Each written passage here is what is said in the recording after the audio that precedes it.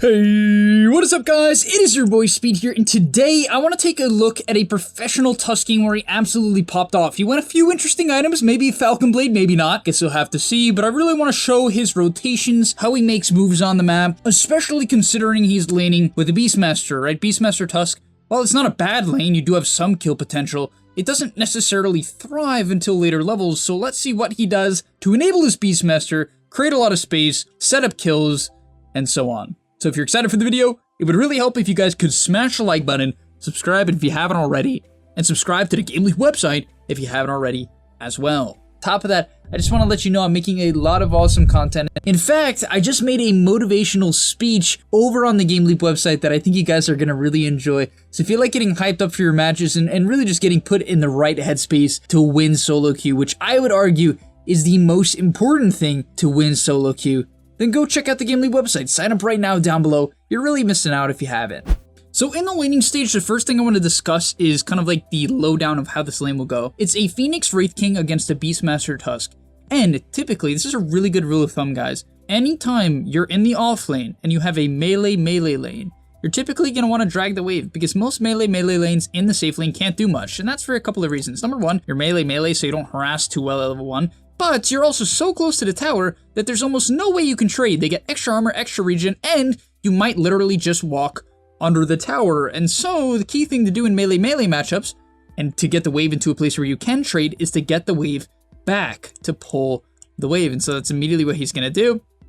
Unfortunately, I think he missed the range creep. But yeah, when you do this, you have a couple of options. You can either block the small camp, which he clearly doesn't do here. He just drags it straight over, but it does allow him to block the large camp. So clearly he valued the large camp block more than the small camp. And yeah, because of this, it's just going to get the wave back a little bit for the TUSK. As I said, unfortunately, he missed one creep, which kind of messes things up a little bit. It will cause the wave to shove back a tad, but at the end of the day, this is exactly what you want. Then you kind of want to just get out of the way, go give the Beastmaster the levels, because this is a hero that is super level dependent. Beastmaster is a hero that until he is level 3, level 4, level 5, is basically useless. Level 3 is the main one, right? When a hero hits level 3, the boars become much stronger. It doubles in damage, it gets 150 more HP, the slow doubles, it just gets insane, right? And so it's a big spike you do not want to delay at all. And honestly, in these type of lanes, you're not really doing too much. Here, he just checks over, wants to make sure the Phoenix isn't stacking or pulling. So he sees that the Phoenix is stacking, he's gonna block that real quick.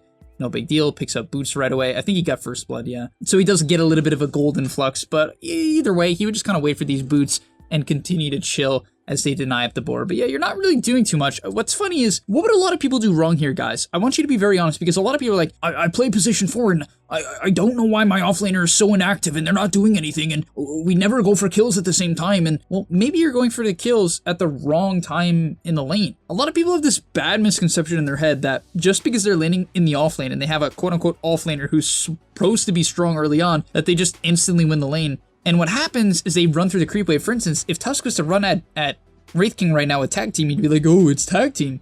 It's not that good. It's like 25 damage per hit extra. It's like super mediocre. And then they would get fire spirited and do no damage, right? They do no damage because they lose all their attack speed. And so it wouldn't work at all, right? It's a horrible lane for TUSK. It really is. Phoenix against TUSK.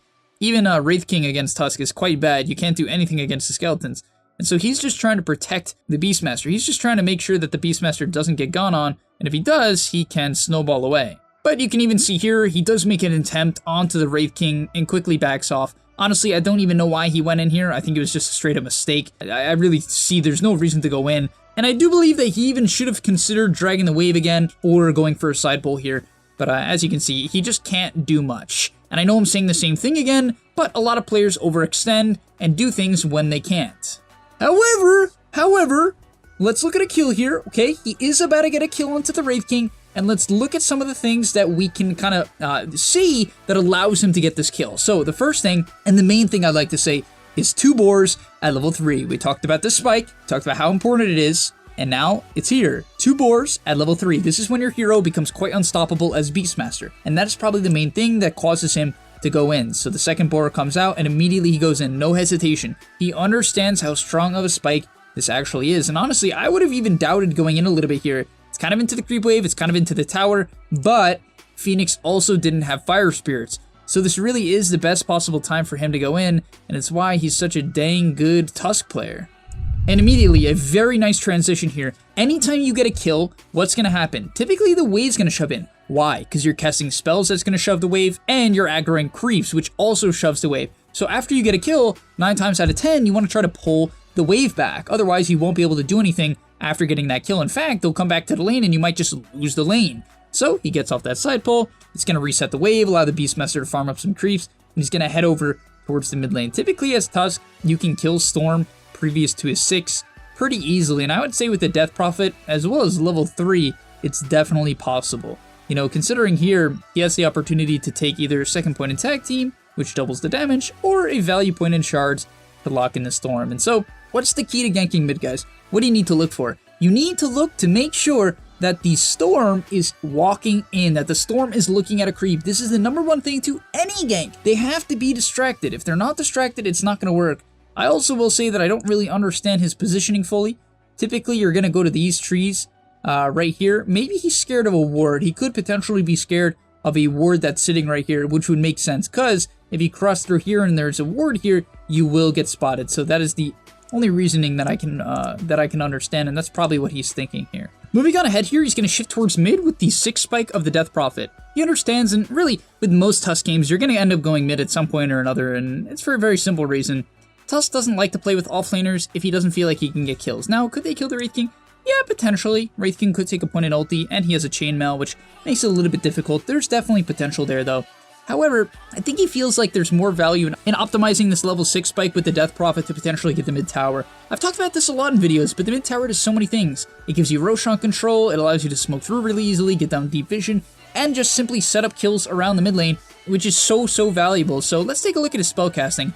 He goes in with the shards. This is a crazy shards. Honestly, I'm a little bit surprised he even casted this. I guess he did get a little bit of a glimpse of the shaman here, which made him go for it. But typically you don't cast shards like this because you'd rather save them for when you actually know there's people there. But he hits the shards, which is absolutely insane. Goes in with the snowball, which is also a little bit insane. I'll be honest, guys. Usually when you're playing Tusk, you want to hold the snowball to avoid damage. And especially if they're sharded already, typically you just want to... but typically when they're sharded already, you want to hold it and walk up and then cast a shard for follow-up lockdown. But I guess here he just feels so strong. He knows that the Storm is quite low on mana. And so yeah, they kill him off. The next thing I want to say is just kind of like an overall game concept. I'll let the game play out as I talk about it here. As he looks for a potential kill onto this Bad Rider, sets up with the snowball. Can't really shard a Firefly, Bad Rider, so he does back off. But I want to really make sure you guys understand and think about where he's played this game. He never TP'd top, he only played around mid and bottom. And I think this is primarily because they knew they won their lanes, right? The Beastmaster's having a good time, Troll's having a great time, DP's doing well as well. And so, when you have two very greedy side lane heroes, if you can bring the attention to mid, you're going to enable their game. What I mean by this is, if he ever TP's top, that's going to create a lot of problems, because they could potentially go on his mid laner, right? They'll know Tusk has no TP. They could potentially go on Beastmaster a lot more comfortably for the same reason, and so it creates a lot of issues. So just keep that in mind in your games, guys. You know, if you have greedy side laners, such as like a Beastmaster Troll, right? Beastmaster's a hero that wants to farm, Troll wants to farm, then it's very important that you do try to bring this attention to the mid lane to force it away from those greedy side lane heroes. Also, you know, this team comp is very obviously designed to sort of do that. They pick one of the strongest early game heroes in Dota, which is the Death Prophet, right? This hero is just absolutely insane in the early game, and so their draft is very clearly enabled to, pull off semi-greedy offlane and safe lane heroes. Next up with his build, I really do like it. I think it's very cool how tanky he actually is. But he goes Falcon Blade, which gives you 175 HP, right? It's 50 more than a Fluffy Hat would give you, which is kind of the value in this item. And then also an Orb of Corrosion, which gives you 25 more HP than a normal Fluffy Hat would as well. And then you combine that with the fact that Tusk just naturally has crazy high HP in a wand, and you have 1500, almost 1600 HP, which I think is great, right? Just stacking HP items and tanky items in the early game is quite nice. I also think raindrops would be pretty reasonable as well, just to fully tank up. Next up, my man is making plays. You guys gotta watch this next sequence here. I mean, this dude is a god. So they were setting up under this tier 2 here. I guess they probably just assumed that there's someone under the tower. I don't know if he got vision beforehand or not, but by positioning here, it was the Hawk. The Hawk gave vision, he cancels the TP of the Shaman, and picks up a kill there, which is really crazy. Great awareness to just think that the supports were here already. It's probably because they didn't see the supports anywhere else. Then, the silence comes out, he gets stuck, a beautiful shards onto the Phoenix. That was That was really a nutty shards. I don't know how he hit that. He just threw it ahead. Perfect placement. Beautiful stuff. And then right there, it doesn't end. What I really want to point out about these Highmore players is that they are always paying attention to the map. Even after they get a kill, what happens to a lot of people when they get a kill is they get locked in on that kill. They kind of get locked in on that lane. They're focused in their attention. They're like so like high on adrenaline that, or whatever you want to call it, that they get stuck on the lane that they're currently in. They don't look at anywhere else. But he clearly looks at somewhere else. And because of that, he sees this Wraith King is pushing out mid, sees the Bat Rider's going to push out mid, and assumes that the Bat Rider is going to be contesting this Invis rune. And because of that, they're able to pick up this kill. The DP goes in with the use. Clearly that's communicated. He follows up with the snowball, which he has 3 points in for the extra movement speed. And then eventually they get the kill. Very well done.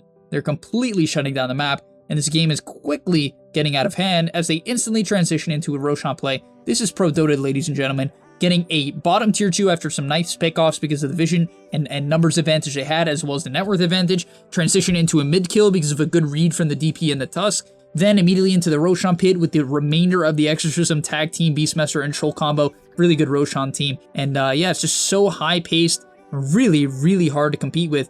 And these are the type of things that I think a lot of players miss, and why some people are just so much better at Dota than others. Now moving into one of the last fights of the game, skipping ahead quite a bit, I know. I just want to talk about his items that he finished off the game with. The Blink is obviously just to initiate. It's also really good against Storm, Bat Rider, all of the lockdown really. It's just a good counter to lockdown because you can obviously snowball save, and so it's great for that. Then he goes for the Lotus, very obvious reasons, at least in my opinion. Maybe it's not obvious for you. Here we go, Fire Spirits, you purge it, that's Phoenix's W, the one that slows your attack speed, Sticky Napalm, Flame Break, Lasso, Shackles, Hex, Ether Shock, Storm Pole, Storm Orchid it purges, Wraith King Stun. It really is just an incredible Lotus game here.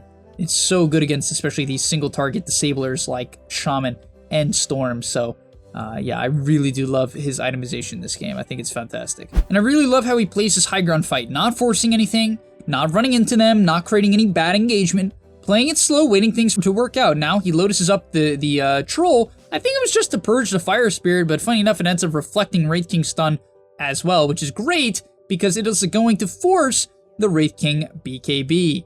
And yeah, they end up taking the racks as well. They can kite out. That's mega creeps and a very well executed high ground push. Guys, that is how you need to push high ground in your pubs as well. And I know it's tough with randoms. Your Tide Hunter is always gonna, blink in and double ravage and, get your entire team killed. I get it. It's like that. But when you have Aegis and you have a Siege hero and they don't have the best of D push, which this team, they sort of do with Lasso, but they ended up messing it up, then you want to slow Siege. And to end off this game, they're going to go for a little bit of a smoke play. I love that they're smoked here. I think most people don't think about this type of stuff, right? I mean, after all, the only way they lose this fight is if the Battle Rider gets like a 2-man lasso off onto their backline heroes. Instead, they stay really, really far back, allowing the Troll to play the game. Eventually, they decide, I guess they get a little bit of impatient, where they feel like they can break in, because they are pushing out a little bit, but still playing it really, really slow. The key to late game Dota is if the enemy team has to initiate into you and you see them coming, you can react really easily. You can snowball save, you can roar whoever blinks in,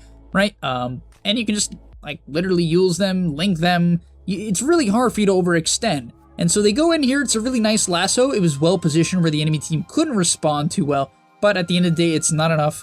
He still has the Aegis. They're eventually going to go in. A good link as they slowly bait the enemy team together. They get this God link off. They can eventually win the fight as he controls up the Wraith King. And that's going to be GG. I hope you guys learned a lot from this video and enjoyed the video overall. If you did, smash the like button, subscribe to the channel, and I'm out. Peace. And that's all, but remember, before you leave, come on, before you tune out, subscribe to the GameLeap website where we are going to help you get to the next rank. If you're stuck, click the link down below, and I'm out. Peace.